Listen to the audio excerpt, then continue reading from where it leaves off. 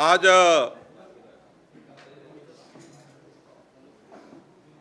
भारतीय जनता पक्षामध्ये काँग्रेस, राष्ट्रवादी काँग्रेस,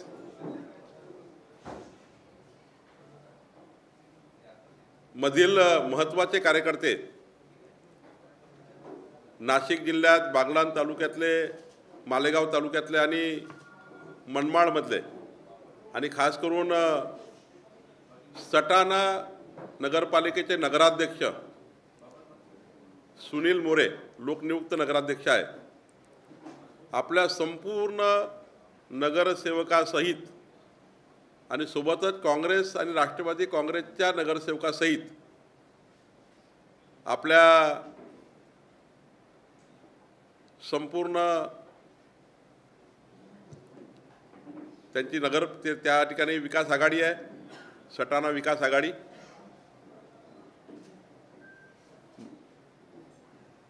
आणि मोठ्या प्रमाणावर पक्षप्रवेश आज झाले। राज्याचे नेते माननीय देवेंद्रजी फडणवीस साहेबांच्या नेतृत्वामध्ये आज हे पक्षप्रवेश झाले आहे। तसं तर सुनीलनी सांगितलं होतं की 10,000 कार्यकर्त्यांचा मेळावा मी सटाण्यामध्ये घेतो, तिथे येऊन पक्षप्रवेश करा, पण आज कार्यालयात पक्षप्रवेश झाला।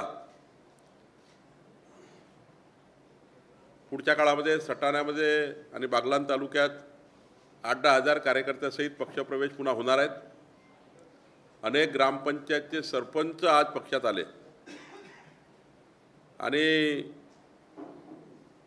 आवर्जून सांगितलं सर्वांनी की माननीय पंतप्रधान नरेंद्र मोदीजी यांच्या 9 वर्षाच्या विकास कामाच्या आणि जलजीवनसारख्या जे सटाणा नगरपालिकेला तर नळ योजना जी झाली ती केंद्र सरकार आणि राज्य सरकारच्या महत्त्वाच्या प्रयत्नांनी झाली, देवेंद्रजींच्या प्रयत्नांनी झाली, आणि त्यामुळे इकडे माननीय मोदीजींच्या नेतृत्वामध्ये माननीय देवेंद्रजींच्या विकास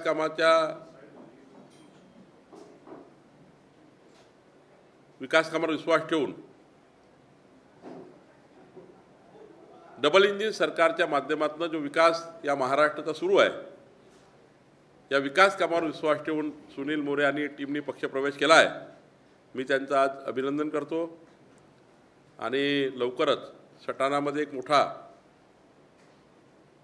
मेळावा होईल। त्या मेळाव्यातही 8-10,000 कार्यकर्ते पक्षप्रवेश करतील। प्रत्येक मंगळवारी भारतीय जनता पक्षाने पक्षप्रवेशाची योजना केली आहे। पुढच्या काळामध्ये प्रत्येक बूथवर 1 लाख बूथवर 25 पक्षप्रवेश, प्रत्येक बूथवर 25 काँग्रेस आणि राष्ट्रवादी काँग्रेस आणि किंचित शिल्लक सेनेचे काही राहिलेले पक्षप्रवेश, ते पक्षप्रवेश होणार आहेत। 25 लाख पक्षप्रवेशाचा आमचा संकल्प आहे। 15 मे पर्यंत 78-278-200 या क्रमांकावर येऊन 3 कोटी नागरिकांपर्यंत, जनतेपर्यंत पोहोचण्याचाही आम्ही संकल्प केला आहे। प्रत्येक विधानसभेत 60,000 घरी घर चलो अभियान आणि प्रत्येक लोकसभेमध्ये 3.5 लाख घरी घर चलो अभियान करण्याचा आमचा संकल्प आहे आणि सुरुवात झाली आहे। माझा विश्वास आहे की सुनील मोरे सारखे अनेक कार्यकर्ते पक्षामध्ये येत आहेत, अनेक नेते पक्षामध्ये येत आहेत। परवा अनंतरावजी देशमुख यांच्या वाशिममध्ये 25,000 कार्यकर्त्यांनी पक्षप्रवेश केला, तर 78-200-78-200 या क्रमांकावर येऊन पक्षप्रवेशाकरता आम्ही संधी उपलब्ध केली आहे।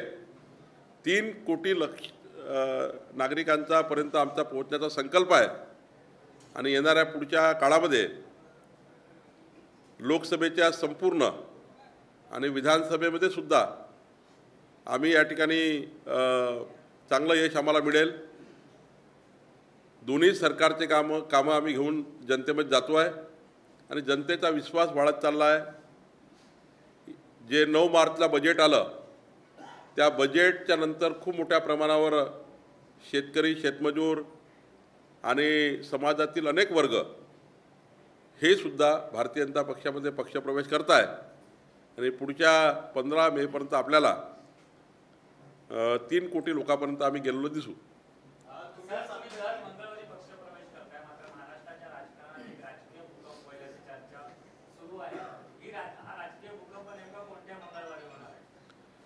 नाही, मला जे काही आता माझ्यासमोर यादी आहे त्यामध्ये बूथवरचे कार्यकर्ते असतील, तालुका स्तरावर, जिल्हा स्तरावरचे कार्यकर्ते असतील किंवा मोठ्या प्रमाणावर मंगळवारी पक्षप्रवेश होतात. पण तुम्ही जो काही राजकीय भूकंप वगैरे म्हणताय त्याबद्दलची माहिती मला काही नाही आहे. तुम्ही काल म्हटलं होतं की अजित पवार आले तर आम्ही त्यांचं स्वागत करू, मात्र अजित पवार यांनी भाजपमध्ये जाणार नाही किंवा भाजपसोबत जाणार नाही सांगितलं, मरेपर्यंत राष्ट्रवादीसोबत राहील. नाही, मी असं काही म्हटलं नाही. एका पत्रकार महोदयांनी प्रश्न केला. मी असं म्हटलं, मी अजित पवार साहेबांचा संदर्भ घेतला नाही. मी त्यांच्या विश्वासार्हतेबद्दल, त्यांच्या नेतृत्वाबद्दल प्रश्नचिन्ह उभं करणार नाही. पत्रकार महोदयांनी असं म्हटलं मला की उद्या जर अजितदादासारखे लोक आले तर मी त्यांना असं म्हटलं, पक्षामध्ये कोणीही आलं, पक्षामध्ये कोणीही आलं, त्यांनी आमची विचारधारा मान्य केली. आमची विचारधारा क्लिअर आहे. देशाकरता काम करायचं आहे. हा देश जगातला सर्वोत्तम व्हावा हा संकल्प मोदीजींनी केला आहे. माननीय देवेंद्रजींनी महाराष्ट्र क्रमांक 1 वर आणण्याचा प्रयत्न सुरू केला आहे. आमच्या विचारधारासंबंधी जो कोणी त्या ठिकाणी पक्षप्रवेश करणार असेल, आमच्या विचारधारेला अनुसरून कुणाचेही स्वागत आहे. आज जसं सुनील मोरे आला, त्यांनी म्हटलं आम्हाला मोदींच्या नेतृत्वात, देवेंद्रजींच्या नेतृत्वात महाराष्ट्र आणि देशाकरता काम करायचं आहे. पक्षप्रवेश झाला. पक्षामध्ये कुणीही आलं, तो मोठा असो की लहान असो, शेवटी तो नागरिक आहे भारताचा. आणि त्यामुळं आम्ही पक्षप्रवेशाकरता कुणालाही ना म्हणत नाही.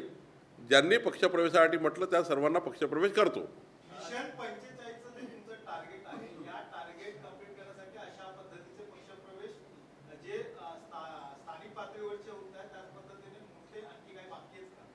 नाही, खूप पक्षप्रवेश होणार आहे. देवेंद्रजी आणि मोदींच्या नेतृत्वामध्ये खरं तर देशातलं सरकार आणि राज्यातलं सरकार हे आता महाराष्ट्राचा विकास करू शकतं हे जेव्हा जनतेला वाटतं आहे आणि त्यामुळं असे पक्षप्रवेश होतो आहे. आणि मलाही वाटते पुढच्या काळातही खूप पक्षप्रवेश होणार आहे. सर, उद्धव ठाकरे असं म्हणतात की आता मला एकट्याला भाजपसोबत लढावं लागेल, त्या पद्धतीने सध्या राजकीय भूकंप होण्याच्या चर्चा. त्यांना उशिरा आता हे माहीत झालं आहे. त्यांनी 2019मध्येच आपली राजकीय आत्महत्या केली होती आणि सत्तेच्या नशेकरता मुख्यमंत्री खुर्चीवर बसण्याकरता जी त्यांना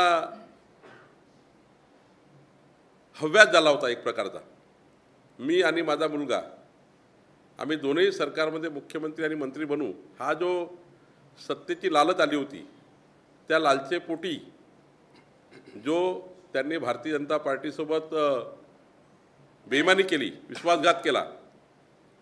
आणि आता शेवटी विश्वासघाताचा कुठलाही विश्वासघात घ्या, या देशात अनेक दाखले आहेत.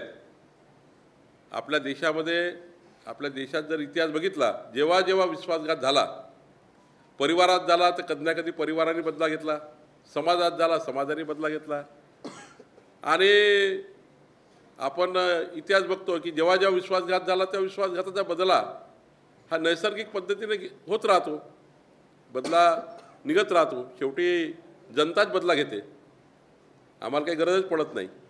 आणि त्यामुळे 2024मध्ये पुन्हा एकदा महाराष्ट्राची जनता ही भारतीय जनता पार्टी शिवसेनेच्या मागे उभी राहील. आणि जसं आता उद्धवजीला वाटतं आहे की मी शेवटी एकटाच राहील, हे आहे त्यांचं जे आता वाटतं आहे त्यांना, हे त्यांना खरं वाटतं आहे की महाविकास आघाडीचे सर्व पक्ष त्यांना सोडून जातीलच आज ना उद्या. ऑपरेशन लोटस वगैरे काही नाही आहे. विश्वास मोदीजींचा आणि देवेंद्रजीवर आहे आणि त्यामुळं काही ऑपरेशन वगैरे आम्हाला करायची गरज पडत नाही. आम्ही काही ऑपरेशन करतही नाही.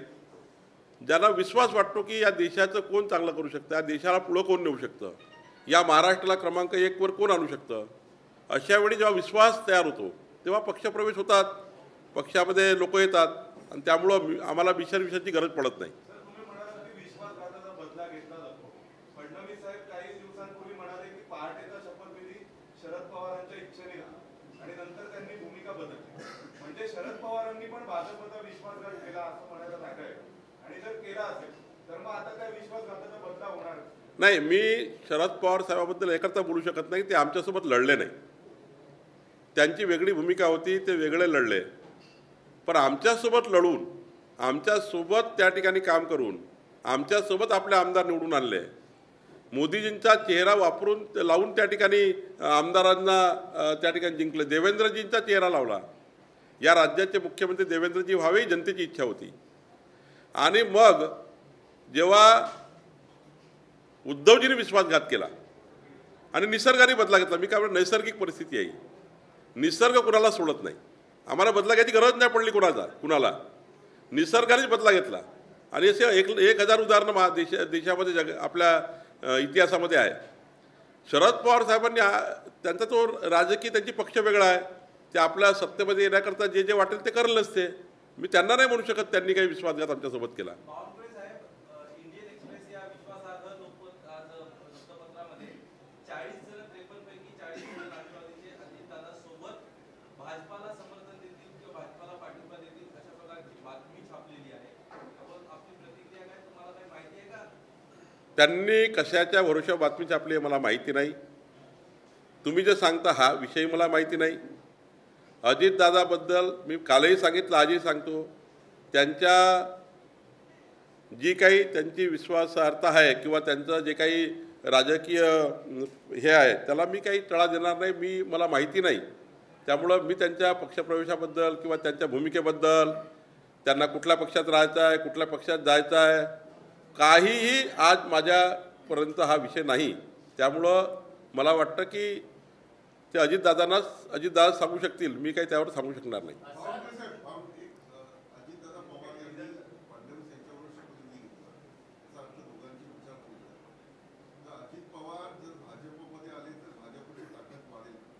मी काय म्हटलं, एकच वाक्य वारंवार उच्चार करतो आहे आणि तुम्ही वारंवार तोच प्रश्न विचारताय की भारतीय जनता पक्षाच्या विचारधारेच्या आधारावर कुठल्याही व्यक्तीला भारतीय जनता पक्षामध्ये आमच्याकडे पक्षप्रवेश आहे. पक्षप्रवेशाकरता आम्ही कधी ना म्हणत नाही. शेवटी आम्ही राजकीय पक्ष आहोत. आमचं कामच आहे रोज पक्ष वाढवणे, लोकांचं समर्थन एकत्र करणे, जनतेमध्ये जाणे, जनतेमध्ये त्या ठिकाणी जाऊन विश्वास निर्माण करणे. शेवटी आमचा पक्ष आज 2 खासदारावरनं 300 पर्यंत का गेला? आम्ही त्या ठिकाणी विश्वासाचं राजकारण करतो आहे.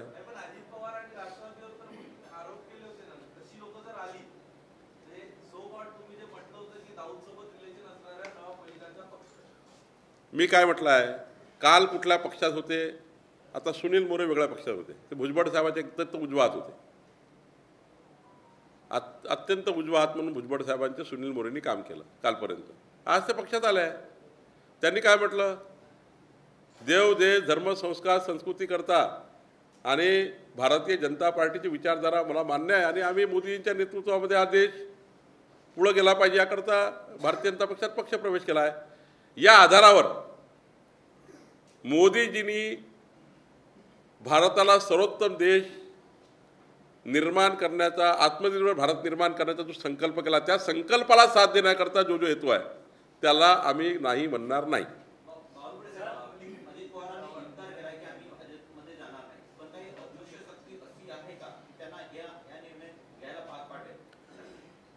मी काय सांगतो आहे की आज अजित पवार साहेबांच्या कुठल्याही त्यांची जी काही सामाजिक प्रतिष्ठा आहे, राजकीय प्रतिष्ठा आहे, त्यांच्या प्रतिष्ठेला तडा जाईल आणि त्यांच्या प्रतिष्ठेला मी डॅमेज करावं आज असा विषय नाही. आणि त्यामुळं चर्चाच का होत आहे मला कळत नाही. नाही, जर भारतीय जनता पक्षाकडे विषय नाही, अजितदादाकडे विषय नाही, पण चर्चा का होत आहे? खरं तर चर्चा माध्यमाच्या माध्यमातून होतात आहे. माझी विनंती आपल्याला आहे, मी आज तुम्हाला फार जबाबदारी सांगतो आहे पक्षाचा अध्यक्ष म्हणून, आजपर्यंत असा कुठलाही प्रस्ताव, कुठलाही विचार चाचणीवरही किंचितभरही आमच्यासमोर आला नाही आहे. आणि त्यामुळं जेव्हा अशी परिस्थिती निर्माण होईल किंवा कोणी पक्षामध्ये येत असेल तेव्हाचा विचार आहे. आज काही विषयच आमच्यासमोर नाही आहे अजित पवार साहेबाचा.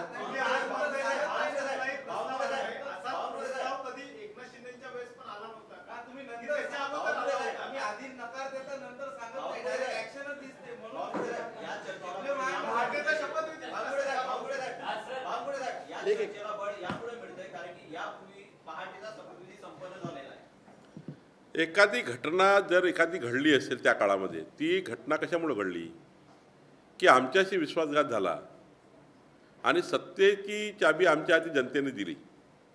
आमच्याकडे जर बहुमत नसतं आलं तर हा प्रयत्न देवेंद्रजींनी कधीच केला नसता. जनतेच्या मनात काय होतं ते मतदानातून बाहेर आलं होतं, देवेंद्रजी मुख्यमंत्री व्हावे.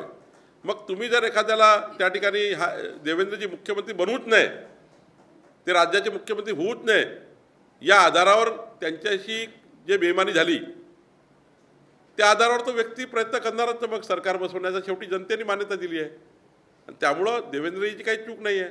तो त्या ठिकाणी त्या काळातला अपर्याय निर्णय होता. पण ठीक आहे, जे झालं ते झालं.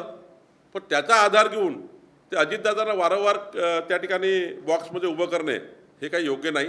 अजितदादांनी वारंवार सांगितलं की तो त्या काळातला झालेला एक निर्णय होता, तो आता काळ गेला.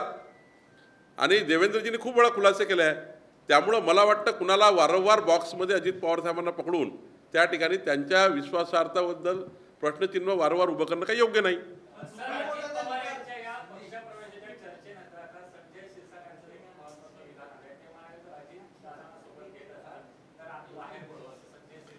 नाही, मला याच्याबद्दल संजय शिरसाट साहेब काय बोलले, अजितदादा काय बोलले, कोण काय बोललं याच्याबद्दलचा कुठलाही टिप्पणी माझ्याकडे नाही, टिप्पणी नाही आहे. आणि त्यामुळे ह्या बाहेरच्या बाहेर चर्चा सुरू आहे. अधिकृतपणे कुठलाही प्रस्ताव असा नाही.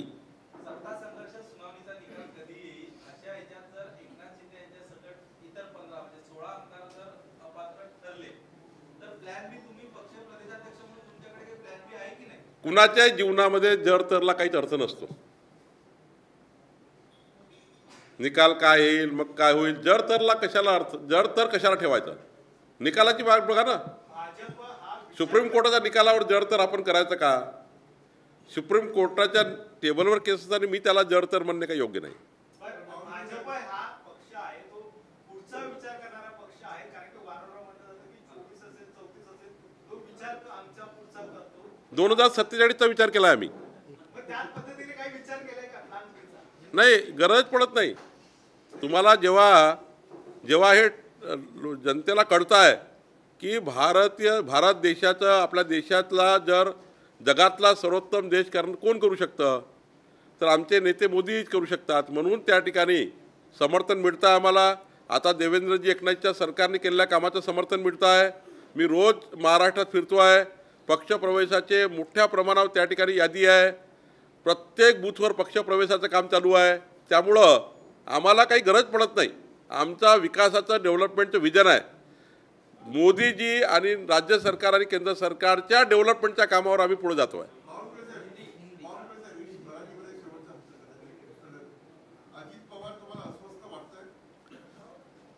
माझी त्याची भेटच झाली नाही, त्यामुळे ते अस्वस्थ आहे की ते आनंदात आहे मला काय माहिती.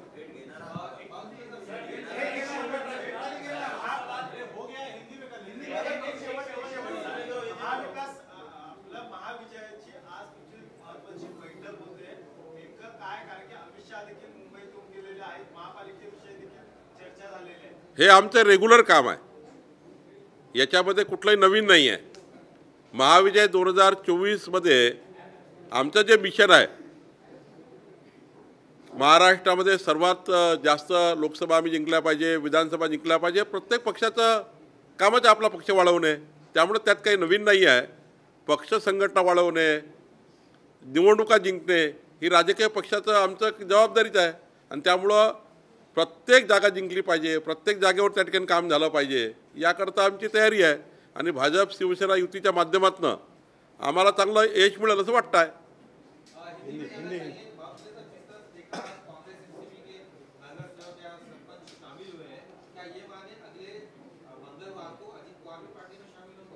देखिए, आज सुनील मोरे जो भुजबल साहब के बहुत ही विश्वासु है, उन्होंने पार्टी में प्रवेश किया वो नगराध्यक्ष है, एक बड़ी नगर पालिका है सटाना, नासिक जिले में।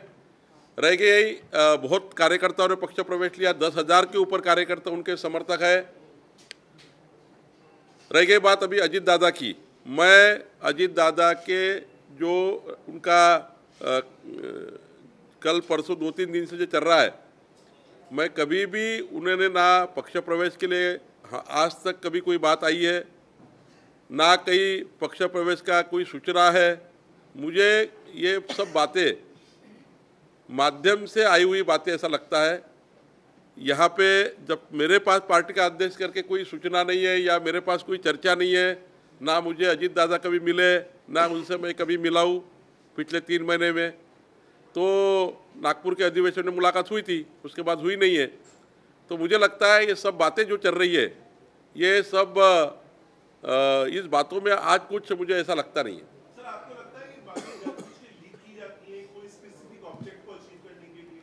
अब मुझे नहीं मालूम ये क्यों होता है, और कौन करता है? मुझे क्या मालूम है कि ये कौन करता है, लेकिन ये बात पक्की है कि आज तक भारतीय जनता पार्टी के पास अभी तक तो कोई प्रपोजल नहीं है। सर, संजय राउत का ये कहना है, आज सुबह प्रेस कॉन्फ्रेंस करके उन्होंने कहा कि ये सारी खबरें जो है, जिस तरीके के बदमूठ जो है उनकी सभाओं में भीड़ इकट्ठी हो रही है, उस तरीके का डर बीजेपी के मन में आ गया, इसलिए इस तरीके की खबर प्लांट कर रहे हैं मीडिया के जरिए। संजय राउत साहब के हर प्रश्न का उत्तर देने के लिए केशव उपाध्याय के नेतृत्व में 7 प्रवक्ता हमने तैयार किए, वो उसका उत्तर देंगे। सुप्रिया सुले सर पुणे में कहती हैं कि अगले 15 दिनों में महाराष्ट्र और दिल्ली से 2 बड़ी खबरें आने वाली हैं, तो क्या ये माना जाए कि अजीत पवार आपके पक्ष में प्रवेश कर सकते हैं? खबर यहाँ से भी आ सकती है। मैं आपको बार बार कहता हूं कि अजीत दादा के जीवन के ऊपर प्रश्न चिन्ह लगाना गलत है। मैं भी नहीं लगाऊंगा, आप भी मत लगाइए, क्योंकि उन्होंने स्पष्ट कहा है कि ऐसा कोई मेरा विचार नहीं है और हमारे पास भी कोई प्रपोजल नहीं है। तो ये बातें कहाँ से आती है, क्यों फैलाई जाती है, ये मुझे नहीं मालूम। सर, 40 लोगों के अभी तक 53 में से ये जा रहा है कि 40 लोग जो है विधायकों का सिग्नेचर वाला लेटर मिल चुका है अजीत पवार को, और जल्द ही वो आपसे संपर्क करने वाले हैं, क्योंकि जो सुप्रीम कोर्ट का निर्णय आने वाला है उससे पहले की तैयारी आप लोग कर रहे हैं, क्योंकि आप लोग एक विजनरी पार्टी है, हमेशा 10 साल 5 साल आगे की सोचते हैं। देखिए, आपके पास है कि लेटर वो आया? नहीं, वो तो आप बताएंगे ना सर। नहीं, हमारे पास क्या लेटर है, हमारे पास क्यों आएगा? ये सब बातें चर्चाएं है, मुझे लगता है कोई तथ्य नहीं है। मैं पार्टी का अध्यक्ष करके बोल रहा हूँ कि इस बात का 3 महीने से अजीत दादा मुझे मिले नहीं है, ना उनसे कभी बात हुई है मेरी 3 महीने में। रह गई अजीत दादा के ऊपर क्यों प्रश्न चिन्ह खड़े किए जा रहे हैं, जब वो बार बार कह रहे हैं कि मेरा ऐसा कोई प्रस्ताव नहीं, ऐसा कोई विचार नहीं है, और मैं भी कह रहा हूँ कि ऐसा कोई प्रस्ताव नहीं है, मैं ऑफिशियल कह रहा हूँ। और लेकिन उसके बाद भी इस प्रकार से उनके जीवन के ऊपर जानबूझ के उनको कटघरे में खड़ा करना कोई योग्य नहीं है। हम उनके जो विश्वास है, उनका जनता का विश्वास उनके ऊपर है, उनके विश्वासार्हता के ऊपर मेरे जैसे कार्यकर्ताओं ने प्रश्न चिन्ह लगाना गलत है। और आप भी मत लगाइए, ऐसा कुछ हुआ नहीं है। सरकार बनी थी सर, पार्टी की सरकार जिसको कहा जाता है, वो भी तो कहीं कोई चर्चा नहीं थी, और अचानक से सुबह 6 बजे सबने राजभवन में देखा कि शपथ विधि हो गई, तो ऐसा होने की संभावना तो दोबारा से बन सकती है ना? वो आपको मालूम, मुझे तो कुछ मालूम नहीं है। भाजपाच्या एका अहवालानुसार 2019 पेक्षा कमी जागा येत्या काळात तुम्हाला मिळतील असा एक भाजपाचाच अंतर्गत अहवाल आहे. त्यामुळे चाचपणी केली जाते अजितदादा असो किंवा राष्ट्रवादी सारख्या मातब्बर नेत्यांची जवळीक करून तुमचं मिशन 45. जब महाविकास आघाड़ी थी तब एक सर्वे जानबूझ के तैयार किया था कि देश के लोकप्रिय मुख्यमंत्री में 5 मुख्यमंत्री कौन है, वो एक मैनेज सर्वे था। वैसा ही मुझे लगता है और कुछ ये नया सर्वे आया है। भारतीय जनता पार्टी और शिवसेना मिलके 45 प्लस करेगी। हमारे अमित भाई तो कह रहे हैं कि 48 प्लस करो, लेकिन हम 45 प्लस बार बार उनको कहते हैं कि भाई 45 प्लस, लेकिन अमित भाई ने 48 कह दिया है, तो हम भी 48 की तैयारी कर रहे हैं। और 200 सीटें विधानसभा में तैयारी कर रहे हैं हम, उसके लिए 3 करोड़ लोगों तक जा रहे हैं। 78-200 पे एंट्री करवा रहे हैं, ये मोबाइल क्रमांक पे। आप भी करिए। इनकम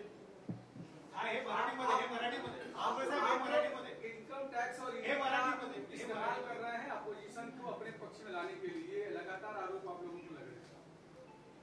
नहीं, आप आरोप आप लगा रहे हैं कि कौन लगा रहे हैं? संजय राउत साहब के लिए केशव उपाध्याय और 7 लोग रखे हमने उत्तर देने के लिए। सर्वेचं मराठीमध्ये सांगा, एक सर्वे पुन्हा आलाय आमदार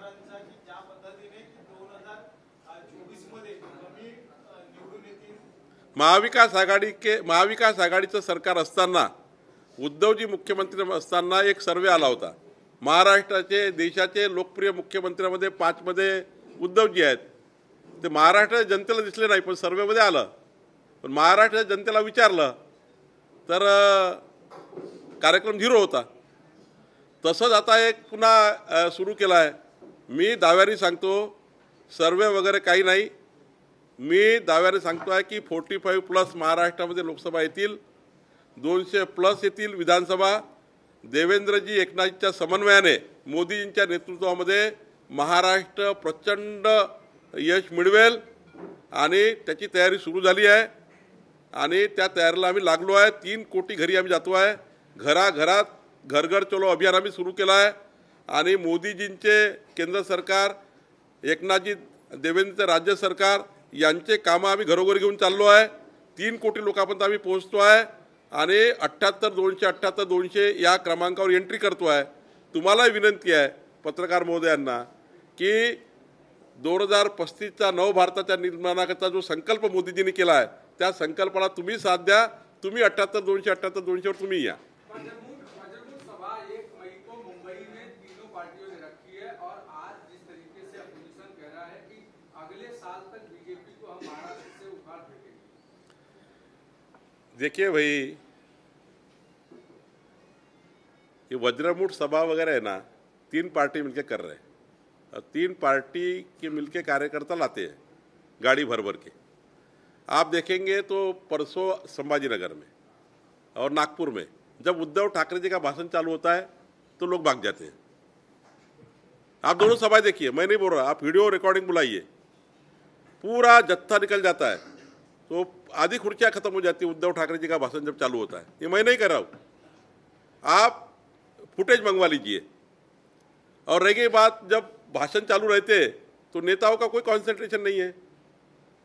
तो एक मेक के ऊपर नेता सिर्फ वो दिखाने के लिए ये एक डायस पे आते हैं, लेकिन नीचे उतरने के बाद उनकी बातें सुनिए क्या है और उनमें क्या सभा में मिलता है. सभा में क्या मिलता है? ओनली सवेरे से शाम तक, क्योंकि सरकार नहीं रही, संगठन तो बढ़ नहीं रहा, संगठन रोज खत्म होते जा रहा है, रोज लोग भाग रहे हैं. तो ना संगठन संभालना है, ना सरकार भी चली गई है. तो घर में बैठ के क्या करेंगे? तो स्क्रिप्ट लिखते हैं दिन भर और सवेरे शाम को आपके पास आते हैं. इतना ही काम चल रहा है महाराष्ट्र में. देखिए, कोई महाविकास आघाड़ी वगैरह कुछ नहीं होगा. वो कितना भी एक हो जाएंगे, 51% की लड़ाई भारतीय जनता पार्टी शिवसेना लड़ेगी और पूरी चुनाव जीतेगी. अजीत पवार अगर आप लोगों के साथ आते हैं तो मजबूत होगी क्या बीजेपी? देखिए, जब वो प्रश्न ही आज हमारे सामने नहीं है, अजीत दादा का यहाँ कोई प्रश्न ही नहीं है. मैं बार बार कह रहा हूँ कि मेरी 3 महीने से कोई बात नहीं हुई है. 3 माह से मेरी अजीत पवार दादा से कोई बात नहीं हुई है और आज भी बात नहीं हुई है. तो मुझे ऐसा लगता है कि उनके जीवन के ऊपर प्रश्न चिन्ह खड़े करना, उनको बार बार कटघरे में खड़े करना, उनके लिए उन्होंने भी बोला है कि मेरे लिए क्यों ऐसा होता है बार बार. तो मुझे लगता है कि अपन ने ये विषय आज से बंद करना चाहिए. अजीत दादा के ऊपर आप जो प्रश्न चिन्ह निर्माण कर रहे हैं भारतीय जनता पार्टी को लेकर, मैं स्पष्ट रूप से कहता हूँ अभी कोई प्रपोजल ऐसा नहीं है. सर, अजित पवार यांनी संजय राऊत यांना कडे बोल सुनावलेले आहेत. तुम्ही आमचं वकीलपत्र घेऊ नका, ज्या पद्धतीने सामना तुम्ही काय करता? नाही, काय झालं आहे की जसं संभाजीनगरला एक वेगळी खुर्ची मोठी, त्याच्यानंतर त्यांचं आदित्यजी, त्याच्यानंतर मग जयंत पाटीलजी, मग अजितदादा, इकडं ज्या पद्धतीने ते पूर्ण महाराष्ट्राची लीडरशिप घेण्याचा प्रयत्न करतात आहे उद्धवजी. 3 पक्षाचा नेता मी आहे असं मुख्यमंत्री बनण्याकरता ठीक होतं. मुख्यमंत्री बनण्याकरता, सरकार चालवण्याकरता एखादा नेत्याला बनवावं लागतं, ते उद्धवजी बनले. पण 3 पक्षाचं जहाज मी घेऊन चाललो आहे, ड्रायव्हर मी बनलो आहे, पायलट मी बनलो आहे असं समजून जे महाविकास आघाडीच्या सभा होतात आहे आणि ज्या पद्धतीने ते शेवटी येतात, मग ते आपला फुलझड्या त्या ठिकाणी फटाके फुटतात, ज्या पद्धतीने मग ते महाविकास आघाडीचे कार्यकर्ते अस्वस्थ होतात, नेते अस्वस्थ होतात, त्यांच्या पक्षाची भूमिका तिघाची वेगवेगळी आहे. आणि मग त्यांना ज्या पद्धतीने फोकस केलं जातं, 3ही पक्षाचा नेता कोण, मग शरद पवार साहेब राहिले बाजूला, तिकडे राहुल गांधीजी राहिले बाजूला, नाना पटोले राहिले बाजूला आणि एकटे त्या सभेचं मग ते आपल्या स्टाईलनी आपली खुर्ची वेगळी. ते बरं झालं मागच्या वेळी मी म्हटलं की खुर्ची लाल खुर्ची पाहिजे आहे वेगळी, तर नागपूरमध्ये किमान सारख्या खुर्च्या भेटल्या सर्वांना. तर भारतीय जनता पार्टीचं क्रेडिट आहे ते. म्हणजे सर्व जे आले तर नागपूरला सारख्या खुर्ची बसले यावेळेस काही त्यांची कंबरंबर काही आपल्याला काही ते माहिती नाही. पण ते काही माझं एवढंच म्हणणं आहे की भारतीय जनता पार्टीने सांगितलं तेव्हा संभाजीनगरला, अरे लाल खुर्ची वेगळी का, तुमच्या खुर्च्या लहान का, तुमच्या भाषणामध्ये उद्धवजीची एंट्री झाल्यावर फुलझड्या का उडतात, ते फटाके का फुटतात आणि बाकी लोकांच्या काही नाही. अजितदादा आले तेव्हा काही नाही, जयंत पाटील आले तेव्हा काही नाही. म्हणून यावेळी सर्व नेते एकत्र आले सोबत. मागच्या वेळी नव्हते आले सोबत. मागच्या वेळी सर्व येऊन बसले 1 तास पहिले, 2 तास पूर्वी येऊन बसले, आपले भाषणं दिले. पण ज्या पद्धतीने मग आले आणि नागपूरमध्ये जरा थोडी सुधारणा केली, पुढे अजून सुधारणा करतील. वेणुगोपाल दूध कल जिस तरीके से आकर मुलाकात करके जाते हैं और उसके बाद उद्धव ठाकरे कहते बाहर आकर प्रेस कॉन्फ्रेंस करते हैं, हम बीजेपी के खिलाफ पूरे देश भर में लोगों को इकट्ठा कर रहे हैं कि जो एंटी इनकम्बेंसी है उसको 14 में भी किया था, 19 में भी किया था, 24 में भी करने वाले हैं, 2029 में भी करने वाले हैं, 34 में भी करने वाले हैं. चिंता मत करो, मोदी जी 400+ होंगे, चिंता मत करो आप.